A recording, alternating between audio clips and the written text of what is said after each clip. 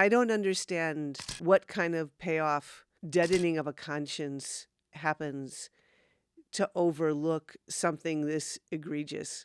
I've never seen anything like that. I should never have to be forced to practice in such an environment. It's wrong. Hello, I'm Phelan McAleer. And I'm Anne McElhinney, and welcome to the Anne and Phelan Scoop. Yes, so what's to say today? As darkness descends across Israel, we bring you some hard truths about the attacks, and it is a dark day for Israel. I would argue it's also a dark day for Gaza.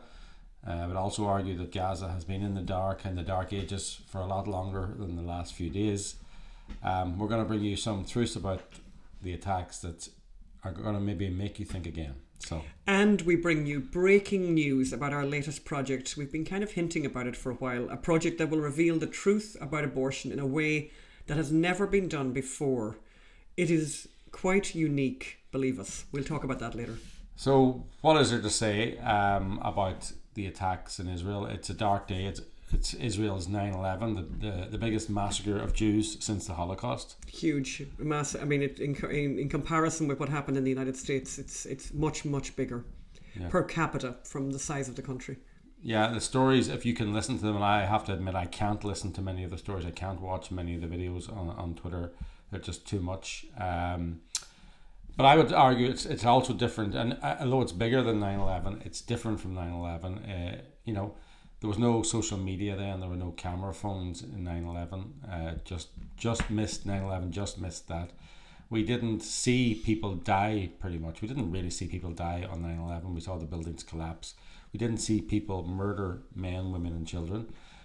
We didn't see the bodies. We didn't see the bodies really, actually, and we didn't see the killers parade them and their children through the streets of New York, and we didn't see them We didn't see them celebrating. We also didn't see them, parade the bodies through the streets of New York. Exactly. We didn't also see large numbers of people in Western cities celebrate, cheering the murders. So it's very different. There were isolated examples, as President Trump said at the time. There were isolated examples of people celebrating 9/11. But this 9/11, this Israel's 9/11, people from Toronto to New York to Belfast to Dublin to London, we've had celebrations. And the key difference actually here is that they're not just from Palestinians, because, Palestinians, they're on the team, got emotional about it. This comes from people with no emotional skin in the game. For example, Irish people, we're Irish. We're actually in Ireland at the moment, even though we're based in California. And it's very, very middle class or upper middle class people are cheering the rape and murder of Israeli women and the murder of their children, or they are blaming Israel for it. And when I say they have no emotional skin in the game, maybe I'm not being entirely accurate. They're reflexively leftist, which is emotional, and that in Ireland, that means that they don't view Israelis as deserving of humanity. I think it's reflexive leftism and leftism in all these upper class metropolitan cities now is anti-Semitic.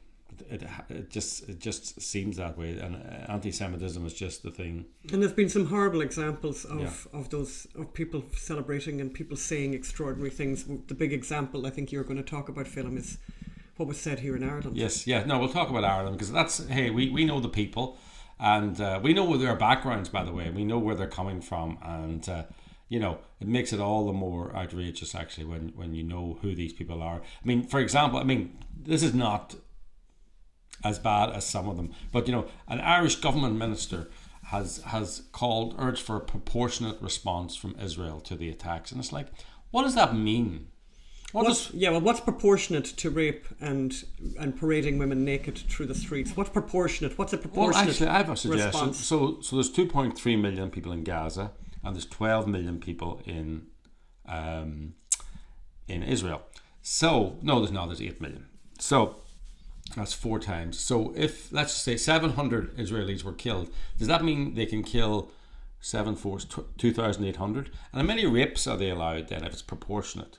The response needed to be proportionate. How do you proportionately respond to the murder of children, the deliberate murder of children, the deliberate murder of women who are not involved, and the rape and abduction of women as well? What's the proportionate response? Then you've got the other ones, and we'll show that video now.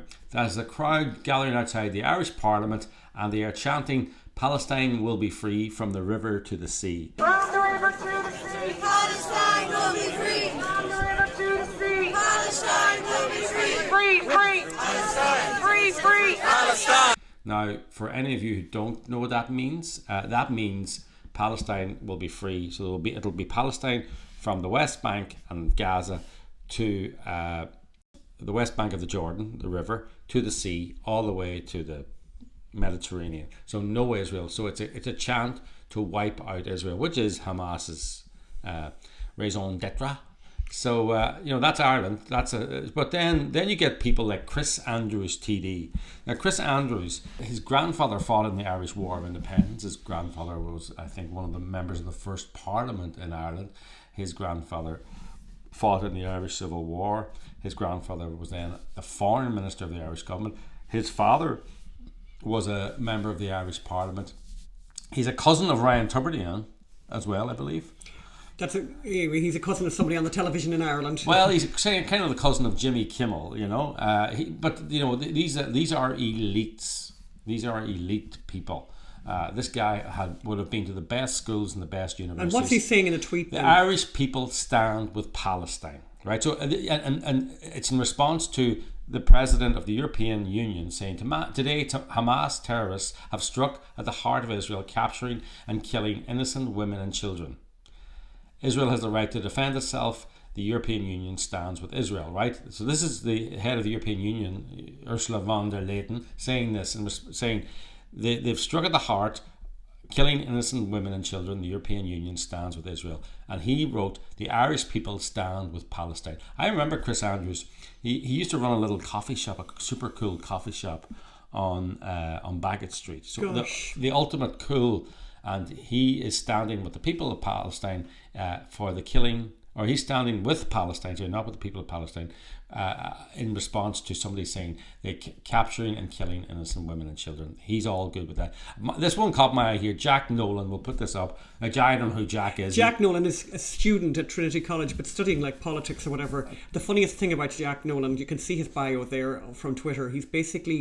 He's decided to identify his pronouns in Irish. Yes. He's so right on. He has she, a. Yes. This is Jack Nolan, and he says in response to that, underneath that tweet from the leader of the European Union, who is condemning what's happened and shocked and all of that about what's happened with women and children being they put raped the flag, and murdered, they put the flag and they put the flag up outside of the European Parliament. And this Jack Nolan, she, which is Irish for his pronouns, says, I pray to God that I don't see that blue and white butcher's apron on any Irish buildings.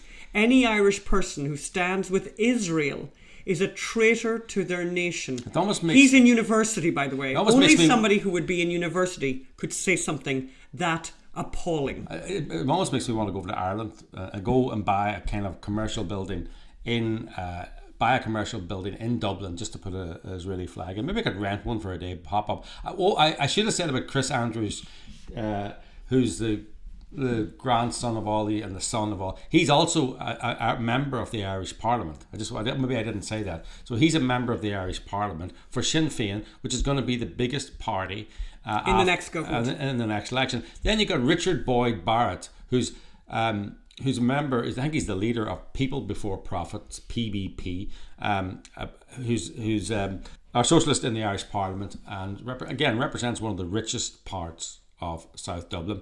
Palestinians hostage in criminal siege of Gaza for 17 years. Since 1948, Palestinians victims of ethnic cleansing, murderous occupation and apartheid, they have every right to resist.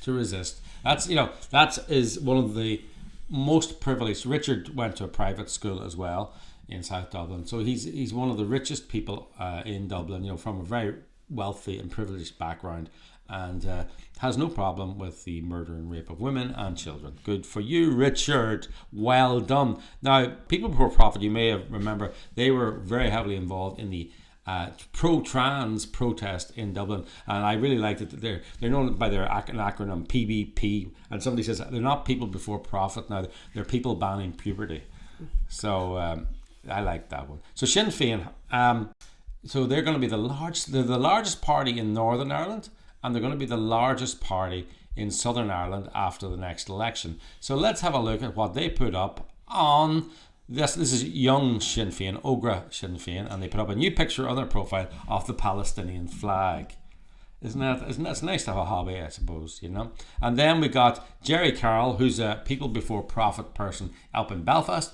And by the way, these are not obscure people. The Sinn Féin is going to be in the government of Republic of Ireland at the next election. They're already in the government, only the government's not sitting at the moment in Northern Ireland. So Jerry Carroll, proud to stand with hundreds of others in Belfast to say we support Palestinian freedom and liberation. So they're just anti-Semites, basically. Basically, you know, they may say they're not, but it doesn't make any sense why they're singling out Israel as some kind of human rights abuser when, you know, if you look around that region, you know, and by the way, the really funny thing is, if People Before Profit or Sinn Féin or Chris Andrews or any of these people try to go to the United Arab Emirates, Yemen, Saudi Arabia, Palestine, actually go to Gaza and set up People Before Profit there, set up a political party there. Good luck with that. And then you got Connolly Books, which is this ultra left wing bookshop in Temple Bar in Dublin. If you've ever been to Dublin, you've probably been to Temple Bar.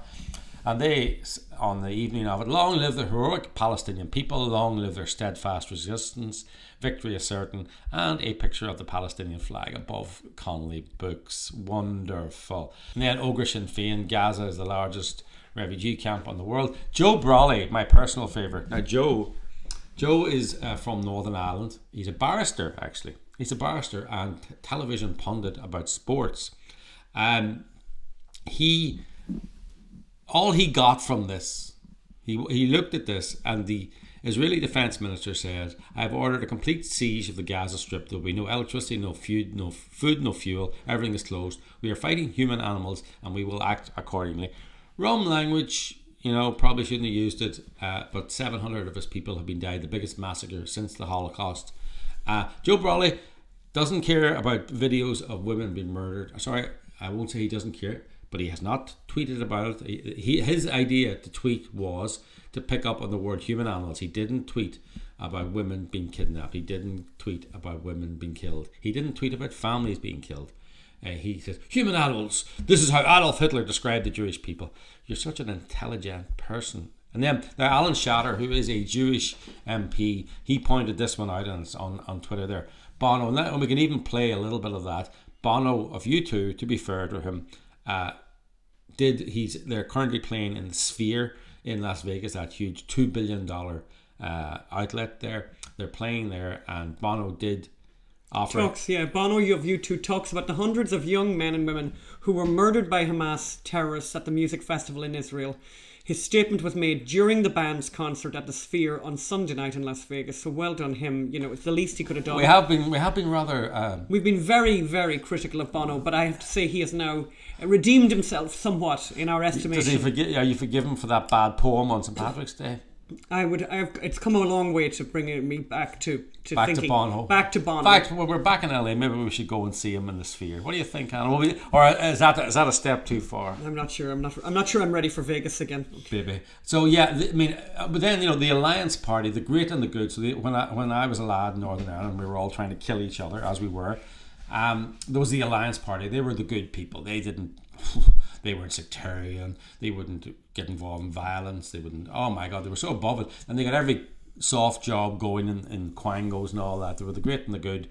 And if you wanted to be on a hospital board, you had to be a member of the Alliance Party. Any of the nice government jobs. Anyway, their leader, Naomi Long, she called for justice instead of lighting up buildings in solidarity.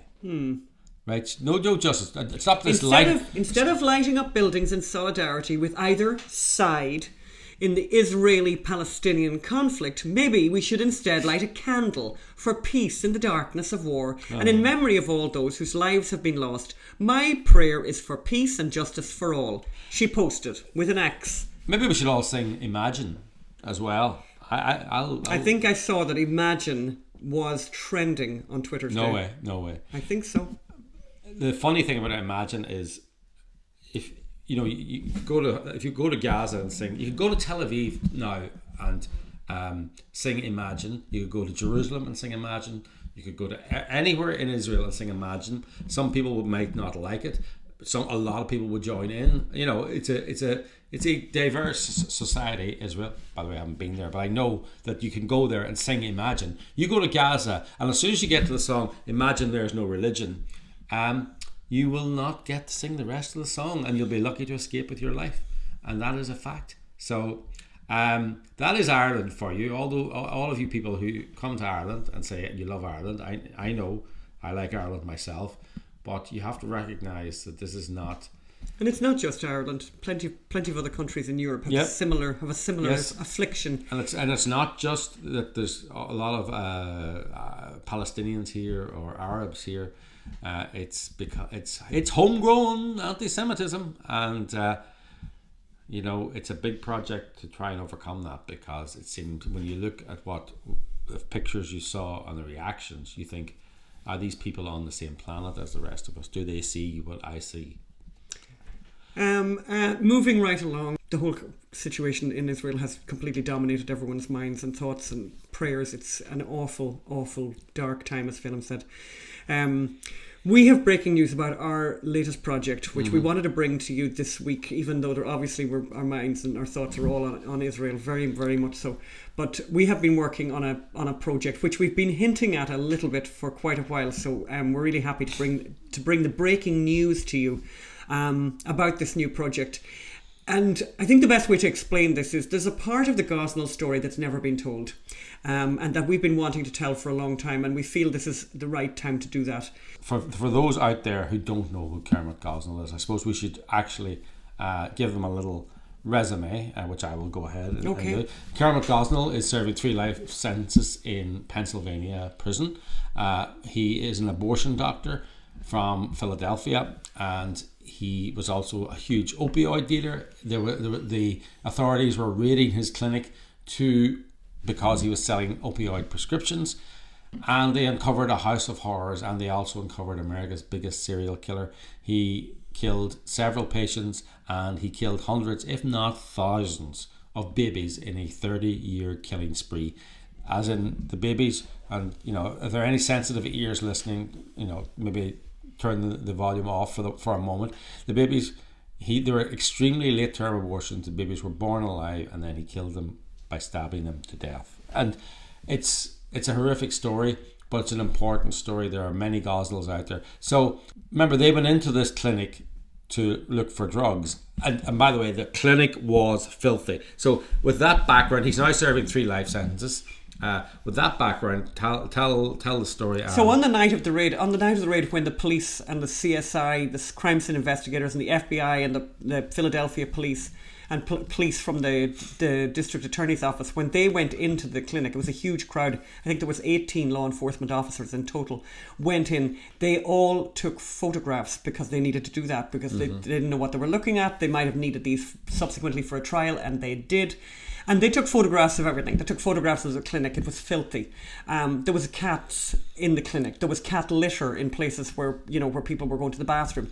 The procedure rooms were filthy with blood and with and the equipment was old and decrepit. But as they moved forward, and I'm going to just quickly kind of describe this, as they moved forward, they started to see bags and bags, red bags, and those red bags were filled with the remains, human remains of children that had been either aborted or murdered in the clinic. And I know a lot of you think that the two words are the same, but I'm just talking from a very much a legalistic point of view. In the fridges and in freezers in the clinic, they found also the remains of babies. And They had to obviously open those containers, take the babies out, look at what they were looking at. So they photographed everything. In all, they found 47 bodies on the premises, and then those bodies of those children were taken to the medical examiner's office, where they were cleaned, rehydrated in some cases, and photographed with high-resolution cameras. Those photographs have never been seen outside of the courthouse. So we've written a book about this, which was a New York Times bestseller.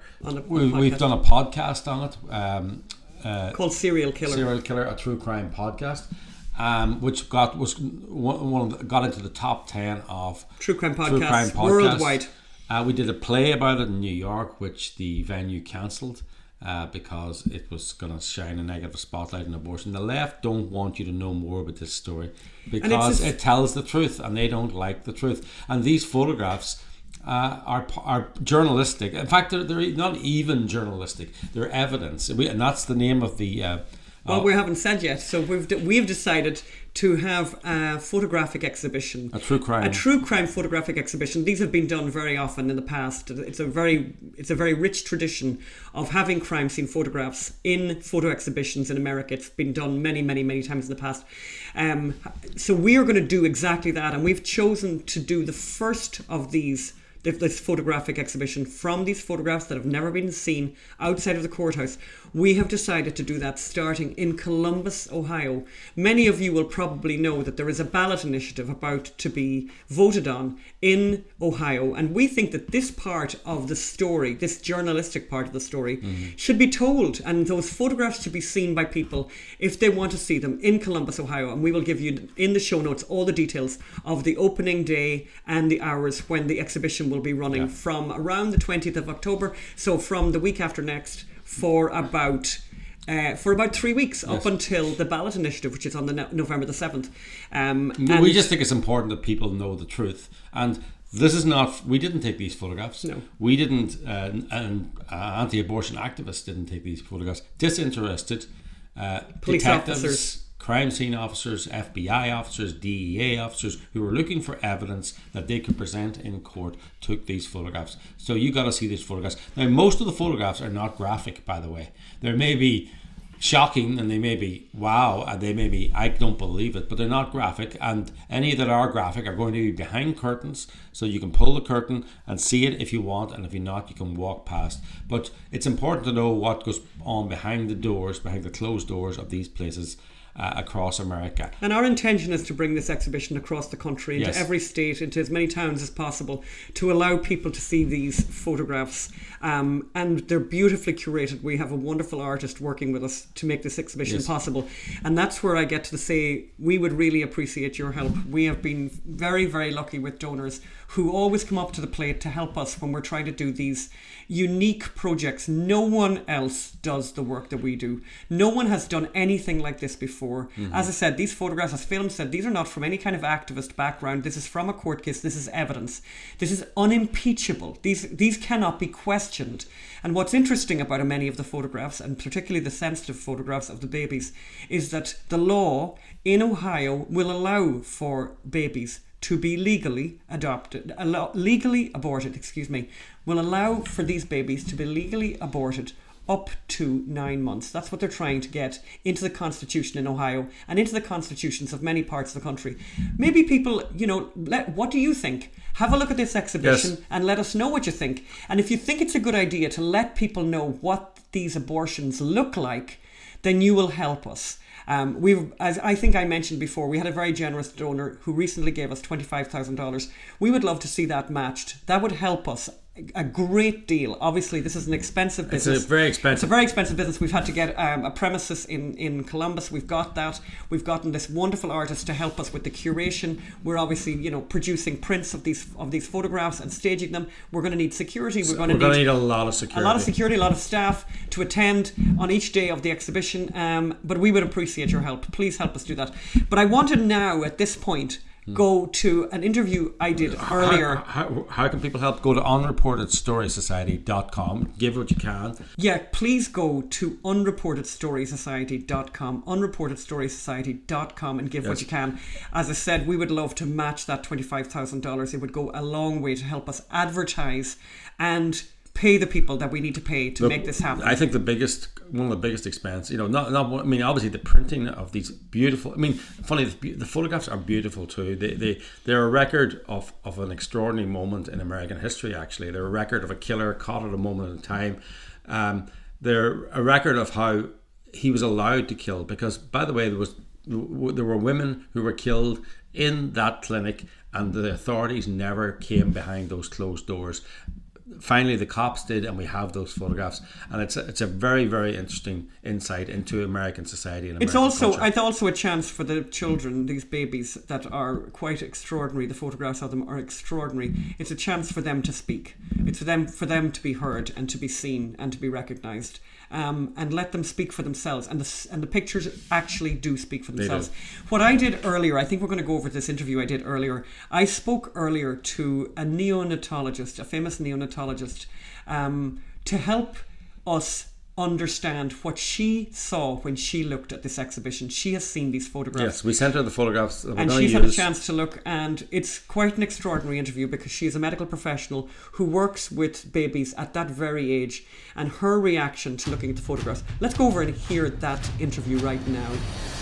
So we're now joined by Dr. Robin Pierucci. Robin Pierucci is a clinical neonatologist and medical director of a 50-bed neonatal intensive care unit. She also has a master's degree in bioethics. She's authored multiple publications and speaks regularly around the country on a variety of perinatal and ethical issues. And so there was literally nobody we could have thought of as a better person to speak about the Gosnell case, and in particular to look at these never before released photographs that we are releasing now, crime scene photographs from the Gosnell case that have not been seen before. So first of all, you're very, very welcome to the podcast. Thank you so much for joining us, Dr. Robin. I'm grateful to be here. It's a different role than I'm used to playing as I get to care for our little ones. Well, that brings me to my very first question. Can you just tell all of us, what is neonatology? Basically, I'm a critical care doctor for babies.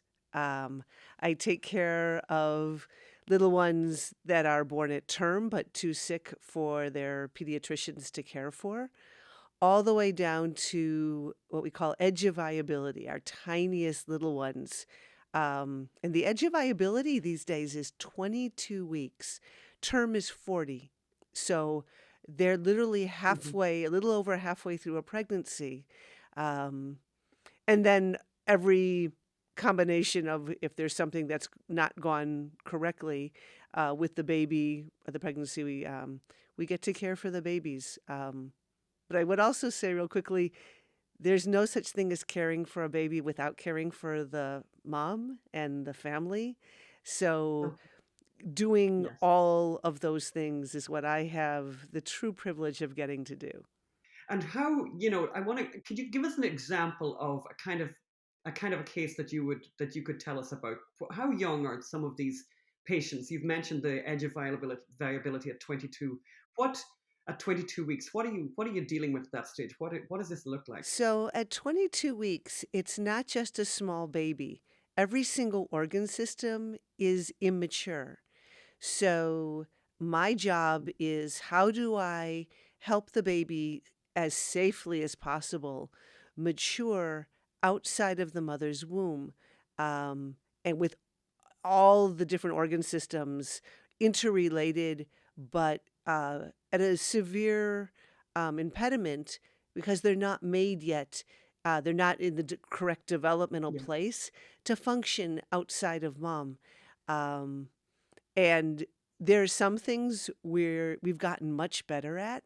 So not just survival is improving, but how well the babies are surviving. Having said that, it is with great humility that we're not perfect. And sometimes the babies arrive with other complications that I don't have the ability to heal.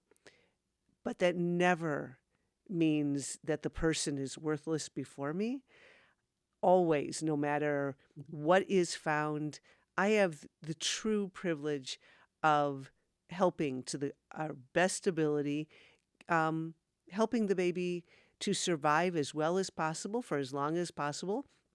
And we absolutely celebrate when we get to send the babies home with the family, to go off and live and run around and torture their brothers and sisters and do all the right things. Um, but it's still an amazing miracle to watch that life unfold. Sometimes the lifespan is shorter, but it's still meaningful and relevant and desired by these families. They are fully loved. Oh, just one of the amazing, glorious things that we have discovered is by including the families more, even when they're tiny, and their skin is still immature, getting them on kangaroo care, when you put the baby right onto mom's chest, the babies do better. We watch this when the families are absolutely involved in holding and touching their little ones, including hearing the parents' voices. We have them read stories to them at the bedside. It literally helps hearing and visual connections within the brain. The neurodevelopment is better when the families are involved. So, who know? You need your parents. But we keep Yes. finding that out by the actual literature, and by the science of what we get to do, in addition to dealing with how do I keep their lungs safe, with different kinds of specialized ventilators to use for the babies when they need them. They don't have much of an immune system, so trying to guard against infection. Like I say, every single organ system is premature, and we kind of have to keep watch over all of it. The next thing I'm going to ask you to think about and talk about couldn't be a bigger contrast to what you've just described. And I've sent you some photographs to look at and to talk about. And the first set of photographs, the first 6 photographs, are the photographs inside the Kermit Gosnell clinic, inside this women's medical center. It was called this women's medical center. And these 6 photographs, I imagine, couldn't be a bigger contrast to the environment that you're describing, including, you can see in one of those photographs, there's a cat. What is and I just want you to look at those 6 photographs of, the different parts of this clinic. And these photographs were taken on the night that this clinic was raided by the police, by the FBI, the crime scene investigators. And they started clicking and taking photographs that would be used subsequently in a trial that put this man in prison for 3 life sentences. But what's your first impression of the clinic just looking at those 6 photographs? The first word that comes to mind is chaos. It's just a chaotic, unclean, unsafe place. Whether it's his office, which is just wads of disorganized junk. Just everywhere. I cannot imagine. I love animals and all of our furry friends, but to have a cat sitting in an area where patients are going to be, and where sterile procedures should be done, it's a bit breathtaking. Just my brain doesn't even compute. I was going to say, how outside of the norm is what you're looking at? Oh, please, Lord, it's just unheard of. That should never be. I understand needing to use old equipment that is meticulously upkept to be at the best it can for an underserved population. But dirt and just areas that I can't tell are sufficiently clean for anyone to remain safe from dire infection. I'm a little speechless. I just, I mean, so you know, you probably know this, and I know you know the Gosnell case quite well. But it's you know, it's interesting. I mean, and awful. So two women died. At least two women died from being dealt with by Gosnell. Samika Shaw and Karnamaya Monger, who was a young Bhutanese refugee. But meanwhile, you know, the piles and piles of complaints that were lodged at the Department of Health in Pennsylvania, at the Department of State in Pennsylvania, handwritten notes by doctors, by the way, who were receiving these patients who were coming out of the clinic in a terrible state. There was legions and legions and legions of complaints that went on and on and on for decades, and nothing happened. What should have happened? it should have been shut down in an instant. All someone had to do is walk in the door. All I can say is that we have two standards of care. I would never I wouldn't practice in an area like that personally. Um, of course, I mean I can't see a bacteria, but I can see surfaces that have clearly not been cleaned, or it's just somewhere where it looks unsafe. Um, you just don't do that to human beings. So Yeah, um, yeah, we where we work is tightly regulated. There are always getting ready for inspections, or government agencies coming through for accreditation. That's just the normal ebb and flow of what it is for the normal upkeep of any either outpatient or inpatient facility. There's rules and regulations, and they're there to safeguard the people we're there to serve. So I just don't even, my brain does not understand how a center like this even exists, much less with complaints that there's a trail to follow. Um, I don't understand. and you probably know, I mean, perhaps you know, but for 17 years, the Department of Health in Pennsylvania did not inspect the clinic, even though those two women died.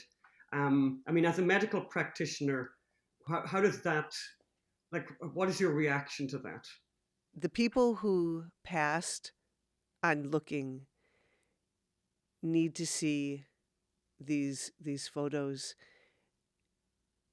They just I don't understand what kind of payoff, what kind of deadening of a conscience happens to Yes, overlook something this egregious.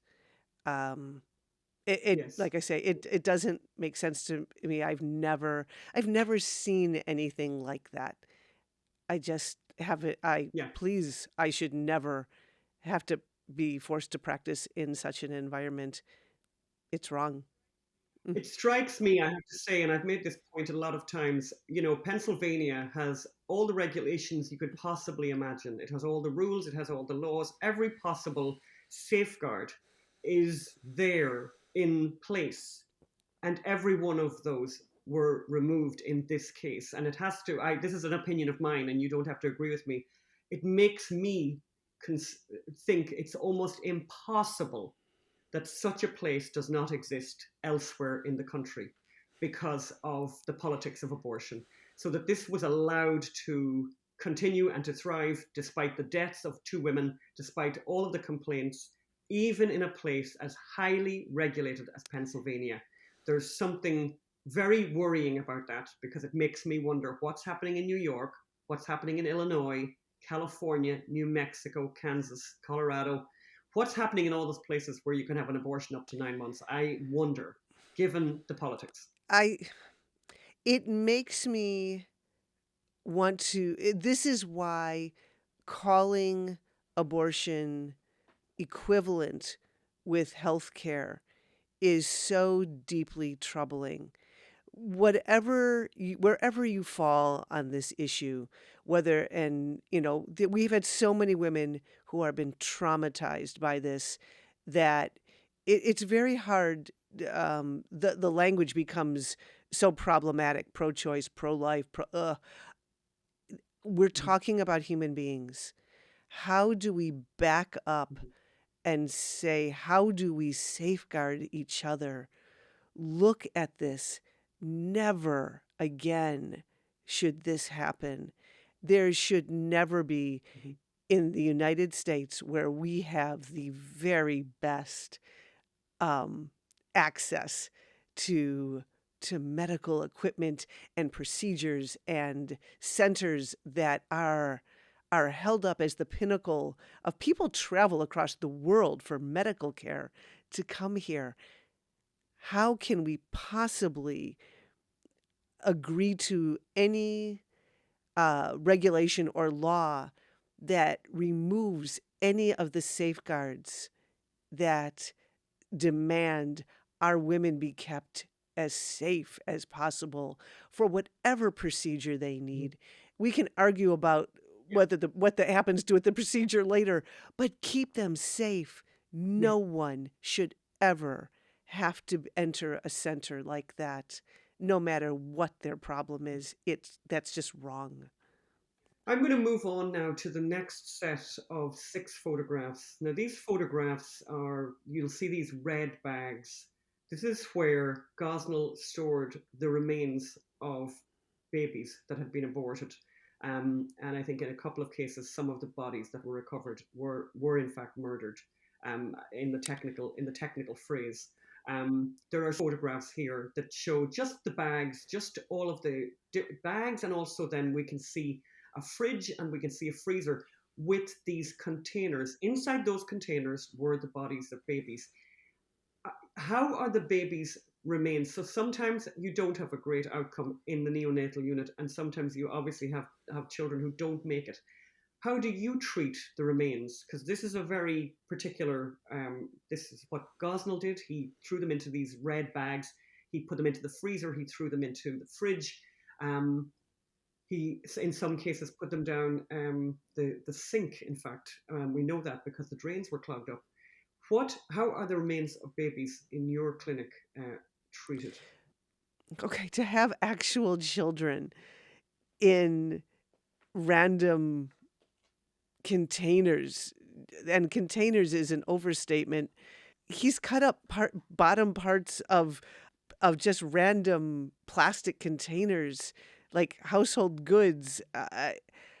Okay, if I was speechless before at what the premises look like, I don't even know what to do with this. When we have the unfortunate experience of a little one passes, our nursing staff finds the most beautiful outfits to put the babies in. And we bring them tenderly wrapped in the softest blankets and the most beautiful clothing. People donate to be held by their parents and lovingly touched and bathed and cleaned and just held to people's hearts. So for any human being to be discarded and left like this, it doesn't make sense. This is not how we treat each other. This is not how we treat each other. Yeah, this is not how we treat each other. I'm going to move on and show you these other set of photographs. This is a set of 6 photographs, very bizarre, extremely bizarre. This was something that a lot of the police, you can imagine, you're a doctor, you've seen a lot in your time, and many of these police officers had been to terrible crime scenes, had seen terrible things. But one of the first things they came across was these jars of feet. There's 6 photographs there that you can see that were shown in the court case. They were shown in the trial. The jury got to see these. And the medical experts that gave evidence during the trial could find no possible reason, medical reason, for what he did, where he was cutting the feet off these children, keeping them in jars, and keeping them for years. With the name of the mom on the jar. We're obviously not going to be, we're not knowing, obviously none of these photographs are being shown on this podcast. and any of that are being blurred out if there's anything sensitive in them. But I mean, I just wanted to really show them to you just to get a general. I mean, I know speechless is kind of the theme of these photographs in many Yeah, ways. so we've now changed from the horror to just the bizarre. Uh, I, there is zero reason I can come up with of why these were kept like trinkets or trophies. I mean, I, I got nothing. I have no idea. That's what people said. That's what people certainly said, that it looked like trophies, that he'd kept trophies of what he had done. Yeah, I mean, it just boggles the imagination of what, Yeah. why, um, and how you would just stop to further mutilate a child before you. I don't know. I'm moving on to the next set of photographs. We've got 6 photographs there. Now, these are the photographs, and again, I just think my heart kind of goes out to the police and the crime scene investigators who were on the scene that night. These are the very bloody images. Again, these are not pro-life, or they're not any part of a political campaign. These are part of the evidence that was shown in the trial. And these show what the police saw when they opened some of these containers. And you have seen these photographs. You can see the babies. They're quite bloodied. They're also quite large, a number of them. There is one of them that you can see quite clearly has a cut in the back of his neck. So that one baby of that group was definitely murdered, and Gosnell is serving a life sentence for that crime. But looking at the others, is there anything that particularly comes to mind when you look at those? What are your thoughts on looking at those particular set of 6 photographs? Lots of thoughts. First of all, you're right. To the first responders who had to deal with the trauma of discovery, I can't say it enough to them. I'm so sorry that this is what you had to discover. Um, you know, I was when you first contacted me, I was hesitant. And the reason why is because I think the discussion about abortion is, firstly, it's not new, and people have seen baby parts and nothing has changed. So my reason for as I really thought about this, I couldn't not step forward because I've had an eyewitness to caring for babies this size. I've had the privilege with a team to send them home. And I just, for everyone who has had to turn away from the baby part pictures because it's too hard to look at, we've just become kind of anesthetized to gory stuff at this date and time. If I could make a plea to look at them knowing we have the capacity to help. These are someone's sons and daughters, and in different circumstances, they go home. And, I've heard every euphemisms. People will, and I say this gently to people who've been in the terrible spot of having to decide they're considering terminating their baby for all sorts of reasons, but they've been told this lie that at some point, oh, it's just a clump of cells. There's no other clump of cells on the planet that, if left unmolested, grows up to write poetry. There's no other clump of cells that grows up and sings songs, and and makes us laugh. So no more cell clumps discussions. We are human beings from the moment that we are created, and whether wanted, whether our families are intact. How many of our families are little? We all have come from families that are imperfect. Even when the child is formed imperfectly, there's no such thing as a worthless or a disposable human being. Everyone deserves to be cared for, and everyone deserves a trial of life. And we'll then figure out how long we have the privilege of caring for those individuals. Yeah. Well, thank you so much for joining me today. This was a wonderful conversation, and all those little babies in the eco unit are very lucky to have you. What a wonderful job that you have to do. I mean, I was reading about neonatologists. Apparently, you're a happy lot. I hope so. I get to be there for the miraculous. So there's days that it's a world of extremes because we can't fix everything, but boy, it is an amazing privilege to get to do. Well, thank you so much, Robin. We really, really appreciate your time today. Thank you very much. Thanks. I think that this is an incredible interview. I think this was, what an amazing and wonderful doctor. And I just love the line. I think the line that we'll all remember from that interview was, an imperfection is never a reason for abandonment. An imperfection is never a reason for abandonment. Please help us make this exhibition a success. If we do, we will be bringing it to a town near you and to every town in the country, because people need to know the truth. Yeah, so it's going to be in Columbus, Ohio. The details are going to be in the show notes. It's going to be in the letter. Sign up go to our website and sign up so you get our email subscriptions. We're going to be sending you out information about it as well.